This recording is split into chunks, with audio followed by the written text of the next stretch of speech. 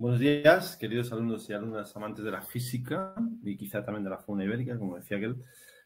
Voy a resolver un ejercicio de campo eléctrico, ¿vale? Que tiene que ver con una distribución de cargas que tiene cierta simetría, como es en este ejercicio. Y lo único indicar es una cosa: este ejercicio no es difícil, ¿vale? En física decimos que es difícil aquellos ejercicios que precisan de alguna idea feliz, de algo que se te ocurra, algo que veas. Este ejercicio es casi más matemático que físico, porque la física está al principio en dibujar los campos y luego ya es un tratamiento matemático para poder sumarlos. Así que es un ejercicio laborioso, requiere tiempo, pero no es difícil. Todos los ejercicios son iguales. Así que valorar si en la EBAU pues tenéis que hacerlo o no. Es verdad que seguramente os va a llevar más tiempo que otros ejercicios, pero no es difícil. Vale, entonces, en ese ejercicio, ¿qué es lo primero que hay que hacer? Pues leerlo, ¿no? Dice que los vértices de un cuadrado de 2 metros, todo es importante, centrar la origen de coordenadas, os dan el dibujito, os piden el campo eléctrico que da por las cargas que están aquí, en este punto. Vale.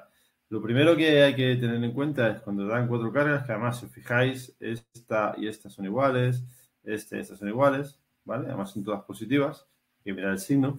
Y luego, para dibujar los campos, pues fijaros aquí cuál es la 1, cuál es la 2, cuál es la 3 y cuál es la 4, ¿vale?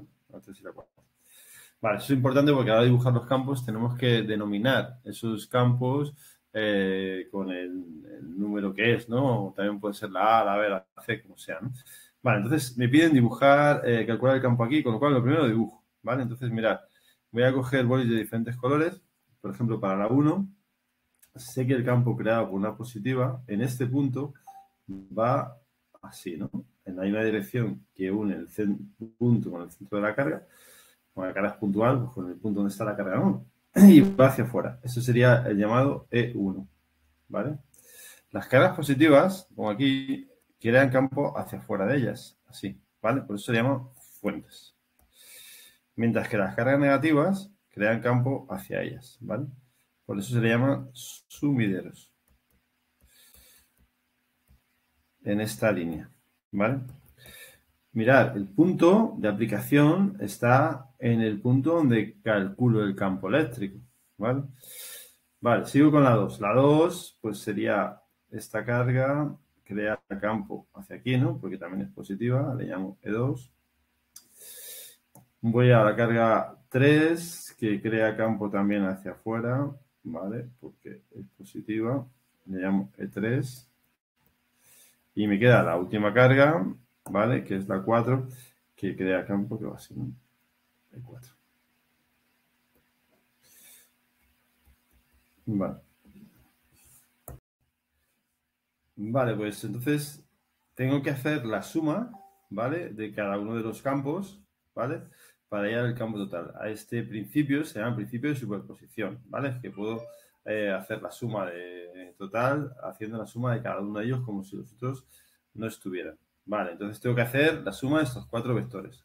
Deciros que fin de la física. Aquí la física se termina, tengo que sumar vectores. Solamente queda una cosita, es decir, que el campo eléctrico queda por una carga puntual, es K Q partido R cuadrado, eso lo dice la física. Pero luego ya es una suma vectorial, ¿vale? Y bueno, hubiese sido más fácil si esta hubiese de 5 y esta de 5, pues los campos se cancelarían entre sí. Y igual, ¿no? Si esta es de 3, esta es de 3, pues se cancelan entre sí. Pero no, claro, esta de aquí, su campo azul va a poder con el campo amarillo de esta que está aquí, ¿no? Es decir, aquí he dibujado sin mucho cuidado, ¿no? Quizá los campos, pues habría que ver cuál es el más pequeño, ¿no? Por ejemplo, el creado por las de 3 son más pequeños que el creado por las de 5. Vale. Pero bueno, que haya dos cargas iguales me viene bien, ¿vale? Hay cierta simetría para luego poder hacer el ejercicio. Bueno, y ahora viene la parte farragosa o liosa de la que os hablaba antes, ¿no? Porque ahora hay que describir cada vector y decir cuánto vale, ¿no? Vale, entonces, yo sé que la 1 y la 2 van a crear campos de igual módulo. Entonces, puedo decir que el módulo de la primera y el módulo de la segunda, ¿vale? Voy a ponerlo ahora el mismo color. Es el campo creado una carga puntual que viene dado, ¿no? Por esta expresión de KQ partido por R cuadrado. Esta expresión puede derivar de la ley de Coulomb si pasamos del concepto de fuerza al concepto de campo, ¿no? Entonces, si sustituyo lo que me dan, y tengo cuidado porque la carga me la dan en nanocoulombios, luego tengo que poner por 10 a la menos 9, faltaría saber la distancia, ¿no? Pero la distancia es un cuadrado. Luego yo sé que esto vale 1 y esto vale 1, porque el lado vale 2, esto sería raíz de 2, que al cuadrado es 2, ¿no? Entonces, esto da, pues, 45. Y su valor es 22,5 newton partido por coulombio, que es la unidad en la que se mide el campo eléctrico. Bueno, pues si hago lo mismo para el campo creado por la tercera y la cuarta, que coinciden en el módulo también, pues me queda que Q partido por R cuadrado sería 9 por 10 a la 9, 3 por 10 a la menos 9 partido por la distancia, que también es 2, y en este caso me da 27 medios, que sería 13,5 newton partido por coulomb. Bueno, y ahora viene la parte que podemos considerar más farragosa, porque hay que caracterizar cada uno de estos vectores. Sabemos su módulo, pero tenemos que indicar esta dirección. Como veis, esta dirección y esta son iguales, pero los sentidos no son iguales. Estas direcciones son iguales, pero los sentidos son opuestos, como en otro caso. Estas direcciones son las de la bisectriz del primer y tercer cuadrante, y esta es la bisectriz del segundo y cuarto cuadrante. Bueno, entonces lo que tenemos que ver, nos podemos volver a fijar aquí, ¿no? Que tenemos que caracterizar esta dirección. Si yo pongo aquí un vector, así en amarillo para que sea el primero, por ejemplo. Si pongo aquí este vector, ¿vale? Pues sé que este vector sería, voy a llamarle unitario 4.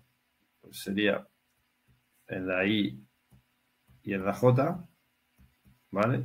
Porque sumo positivo en X y positivo en Y. Pero si quiero que sea unitario, que es lo que expresa esto de aquí, tengo que dividir por el módulo, que es 1 partido por raíz de 2, ¿vale? Luego, el unitario que caracteriza el vector E4 será ese, ¿no? Entonces, por ejemplo, si quiero escribir el vector E4, ¿vale? Pues, ¿qué tengo que hacer? Coger el módulo del vector E4, que es 13,5, y multiplicarlo por este unitario, por 1 partido por raíz de 2 y más J. Claro, esto es una situación simétrica porque si no, no nos daría tiempo a hacerlo en la BAU, ¿no? Con el tiempo que tenemos. Entonces me fijo que este unitario va a ser igual, solamente que la componente I va a ser negativa. Este unitario va a ser igual, solamente que la componente I, o sea, del vector X, unitario en X, el I y el J son negativos. Y aquí el vector unitario I, el J es positivo y el J es negativo, ¿no? Si queréis, escribo aquí los unitarios y ya en la siguiente diapositiva pues hacemos la suma aplicando el principio de superposición. Vale, voy a poner, por ejemplo, el vector unitario del 2, ¿no? Que va a ser, el vector unitario del 2 va a ser 1 partido por raíz de 2, el módulo, y el 2, como tiene la componente, está en el tercer cuadrante, ¿no? Aquí la componente X es negativa y la componente Y también es negativa. Luego este va a ser el vector unitario, ¿no?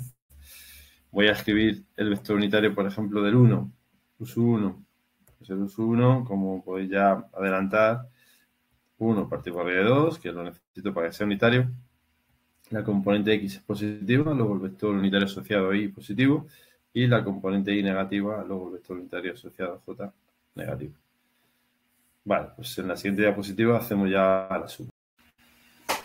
Vale, y como hemos visto, pues nada, cogemos el vector para caracterizar el vector, el módulo por el vector unitario. Fijaros que el E1 tiene componente X positiva, componente Y negativa, por eso está caracterizado así. E2 tiene las dos negativas, ¿no? Con su módulo y el raíz 2 para que sea unitario este vector. El verde, que sería el E3, tiene la componente X negativa y positiva. Y el E4 que tiene las dos positivas. ¿Vale? Ya he puesto las unidades, ¿vale? Antes cuando he calculado el campo eléctrico no he puesto la unidad pero aquí sí que la pongo ya, ¿vale? Voy a sumar campos eléctricos. Y ahora lo que tengo que hacer es aplicar el principio de superposición y hacer la suma de esto, ¿vale? Aquí lo que me va a quedar es el campo total sumando esto, ¿vale? Y teniendo en cuenta que hay ciertas simetrías, es más fácil de hacer de lo que parece. Las simetrías son que estos vectores, como veis, de igual módulo, van a tener componentes X que se van a cancelar entre sí y solo van a dar componente en el eje de la X. Y a estos vectores les pasa igual. Las componentes X que tienen igual módulo se van a cancelar entre sí y solamente van a dar componente en el eje de la X, ¿vale? De tal manera que solo vamos a tener que restar o sumar negativamente estas componentes con estas componentes, ¿vale? Si veo eso desde el principio, ¿me puedo evitar todo esto? Sí, claro que lo puedes hacer. Lo dices y te evitas todo esto. Si yo he hecho este ejercicio todo, ¿vale? Es para que veáis cómo se hace cualquier ejercicio con campos, ¿vale? Me interesa que sepáis cómo se ha de poner unitario. Pero si yo lo hiciera, tendría en cuenta esa simetría desde el principio y este ejercicio sería mucho más sencillo. En general, cuando ponen distribuciones de carga de bastantes cargas, siempre hay simetrías, ¿vale? Que me hacen que pueda hacer de manera más rápida el ejercicio.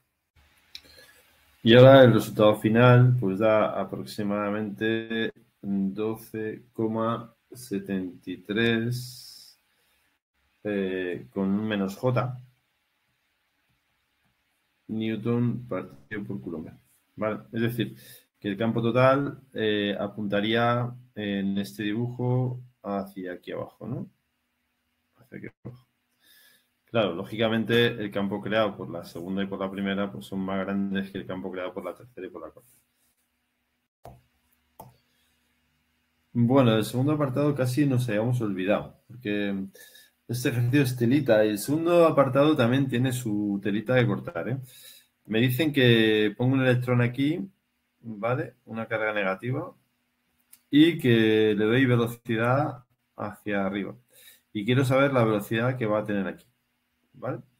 Aquí podrían pasar dos cosas. Podrían pasar que la fuerza que siente el electrón en este punto sea una fuerza negativa, le vaya frenando y a lo mejor aquí tenga menos velocidad o incluso no llegue.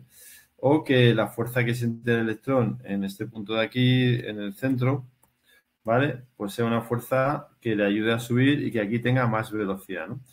A priori podemos ver lo que pasa en este punto, ¿vale? ¿Por qué? Porque el campo en cada sitio va a ir cambiando, ¿vale? Por la acción de estas cargas y el campo depende de la distancia. De hecho, este ejercicio no vamos a poder hacerlo por fuerzas porque aquí el campo es variable, en cada punto hay un campo distinto, por lo tanto una fuerza diferente. No tenemos más remedio que hacerlo por energía, ¿no? Pero mirad, una cosa importante que podemos decir en relación a este ejercicio, y ya digo, no tanto pensando en la resolución del ejercicio, como en la comprensión del movimiento de las cargas. Siempre la fuerza sobre una carga es la carga que se pone por el campo en ese punto, ¿vale?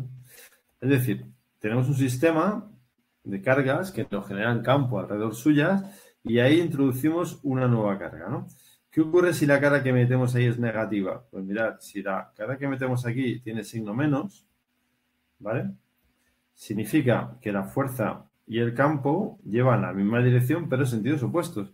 Significa que si el campo eléctrico fuera, por ejemplo, hacia abajo, como es nuestro caso, al meter aquí una carga negativa, la fuerza iría hacia arriba.